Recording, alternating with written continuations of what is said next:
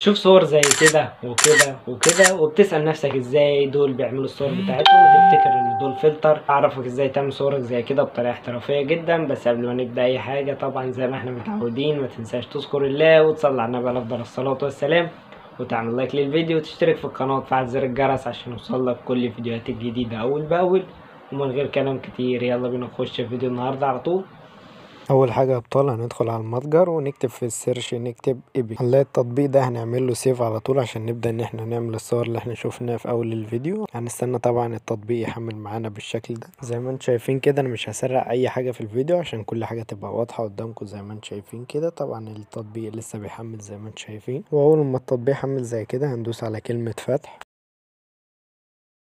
وهيظهر معانا بالوجه ده يا شباب. هندوس على كلمة ستارت ايديتنج، الكلمة اللي بالاسود دي، وبعد كده تعمل سماح للتطبيق وتضيف الصورة اللي انت عايز تعمل عليها الفلاتر اللي احنا شوفناها في اول الفيديو. وبس كده يا ابطال، بعد ما ضفنا الصورة بتاعتنا هندوس على كلمة تمبلت هتلاقيها تحت على اليمين، وتبدأ تختار التمبلت اللي هتلاقيه على الصور بتاعتك. شوف المناسب معاك وظبطها على الصور بتاعتك. يعني كل دي تمبلت جامدة بصراحة، تقدر ان انت تستخدمها في الصور بتاعتك كلها. صراحة التمبلت كلها جميلة وتقدر ان انت تستخدمها على الصور بتاعتك كلها. واكتر حاجة بتلاقيها على الصور بالليل، طبعا دي صورة عشان الشرح وكده فحطيت صورة اي كلام يعني. تقدر انت تجيب احسن صورة انت متصورها طبعا وتظبط صورك وتطلع على التمبلت الجميلة دي. بصراحة كلها تلاقيها على الصور بتاعتك وكلها مناسبة طبعا للايديت والحاجات دي كلها. ولو استخدمت اي تمبلت على الصور بتاعتك مش محتاج ان انت تعدل على الصور بتاعتك خالص، يعني تحط التمبلت ده خلاص وتنزل الصورة على طول. وفي البرنامج برضو في تعديل للصور، لو انت عايز تعدل الصور بدل ما تخرج وتخش في برنامج تاني فانت تقدر ان انت تعدل على الصور بتاعتك من البرنامج نفسه. برنامج جميل بصراحة، وهسيبكوا شوية مع التمبلت كلها اللي موجودة هفرجكوا عليها واحدة واحدة.